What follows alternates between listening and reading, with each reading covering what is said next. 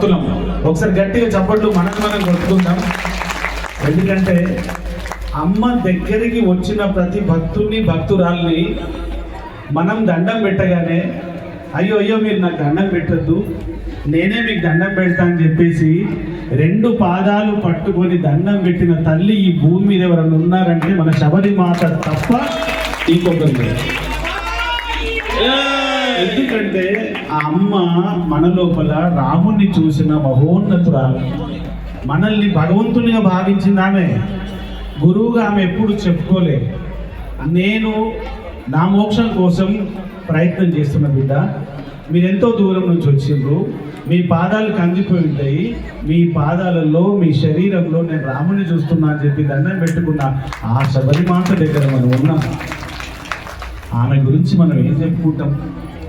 చాలాసార్లు ఆ భజన తన్మయత్వంలో ఏడ్చేది. ఇక్కడ బసవన్న పిల్లలు నిజంగా వీళ్ళిద్దరికి ఒకసారి గట్టిగా చప్పట్లు కొట్టాలి. మన హిందూ ధర్మం, మన సనాతన ధర్మం ఎంత గొప్పదంటే, నేను బొట్టు పెట్టుకోవడానికి ఆలోచించిన చిన్నగా పెట్టుకుంటే సరిపోతుంది, ఎదుటోడు ఏమనుకుంటాడో అని. కానీ సనాతన ధర్మం ఇంత బలిష్టంగా ఉంటుందని వాళ్ళిద్దరు బొట్లు, ఆ బొట్లను చూసి బుద్ధి తెచ్చుకోవాలి మనం. ఈ సనాతన ధర్మంలో మన కుంకుమ ఎంత ప్రధానమైందో అమ్మ వెంట్రుకలు కూడా మీలక్కనే ఉంటుండే. ఆ భజన చేసేటప్పుడు ఇట్లా శివాని ఊపుతుంటే అమ్మకి ఎక్కడ నెత్తి నొయ్యదో ఎక్కడ మెడ నొయ్యదో అనుకుంటుంటే, కానీ అమ్మ మామూలు మనిషి కాదు కదా. సాక్షాత్తు శ్రీరామచంద్రుడికి ఎంగిలి పనులు తినిపించిన ఆ శబరి ఈ భూమి మీద పుట్టి మనందరి అదృష్టం ఏంటంటే మనల్ని పావనం చేయడం కోసం, ఆమె ఆశ్రమంలో ఇట్లా గడపడం కోసం. రేపటి రోజు మనది కాదనే విషయం మనందరికీ తెలుసు. ఎన్ని బాధలు ఉంటాయి, ఎన్ని కష్టాలు ఉంటాయి. ఈ మన ఆత్మల్ని, మన శరీరాల్ని మోక్షం కలిగించడం కోసమే ఈ భూమి మీద తప్పించిన ఆ తపస్విని, ఆ యోగిని శబరి మాత పాదచరణాలకి మరొకసారి గట్టిగా చప్పట్లతో నమస్సులు తెలియజేస్తూ, గురువుగారు చెప్పినట్టు ప్రతి 2వ శనివారం ఎందుకోసం వస్తారు వీళ్ళందరూ? ఎందుకోసం అంటే అమ్మ చూపెట్టిన మార్గం భజన తప్ప, భక్తి తప్ప ఈ మానవుడికి ఇంకా ఏమీ లేదు. అదొక్కటి పట్టుకుంటే చాలు మన మోక్షానికి వెళ్ళొచ్చని ఒక మార్గాన్ని చూపించింది కాబట్టి, అది నమ్మినాం కాబట్టి మనం ఇంత దూరం వచ్చినాం. మా గురువు గారు రాధాకిషన్ సార్ ఉంటే మేము చదువు చెప్పినప్పుడు 2 నిమిషాల్లో పూర్తి చేస్తా. అప్పుడు మాకు తెలియదు శబరి మాత్రే నమః ఆనందరా అంటే మాకు అర్థం కాలేదు.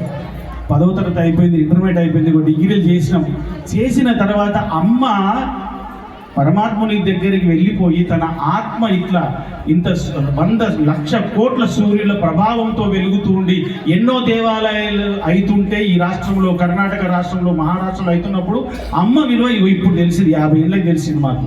తెలిసేసరికి ఏమైపోతుంది, మన జీవితం సర్వనాశనం అయిపోతుంది. కాబట్టి ఈ ఒక్క అవకాశం దొరికింది కాబట్టి, ఇంకొక ఉదాహరణ చెప్తే ఎక్కువ చెప్పను. నేను నిజంగా చదువులో చాలా వీక్, కానీ అమ్మ దగ్గరికి వచ్చి ఒక భగవద్గీత శ్లోకం చదివేది. అరే బిడ్డ నువ్వు చాలా గొప్పోడు అవుతావు అంటే, అమ్మ రేపు ఎగ్జామ్ ఉంది, టీచర్స్ ఎగ్జామ్ పడ్డది, నాకైతే చదువు రాదంటే ఒక పెన్ను తెచ్చుకో బిడ్డ అంటే ఇక పిచ్చేసారి ఇచ్చినప్పుడు వీళ్ళ నాన్న ఆ పెన్నుకి ఏమన్నదో నాకు తెలియదు, రామరామ్ అన్నదో ఏమన్నదో తెలియదు. ఎగ్జామ్లో పోయినాక 150 క్వశ్చన్లకు 140 క్వశ్చన్లు నాకు తెలిసినవి వచ్చినాయి. గురువు యొక్క ఆశీస్సులు, గురువు యొక్క దీక్ష ఈనాడు ఈ స్థితికి ఎదగడానికి 4 మాటలు మాట్లాడే అవకాశం ఆ తల్లి నాకు ఇచ్చినందుకు, నా తల్లిదండ్రుల కంటే ముందు ఆ శబరి మాత చరణాలకి ప్రణమిలుతూ అవకాశం ఇచ్చినందుకు ధన్యవాదాలు తెలియజేస్తున్నా. ఒక్కసారి శబరి మాతకి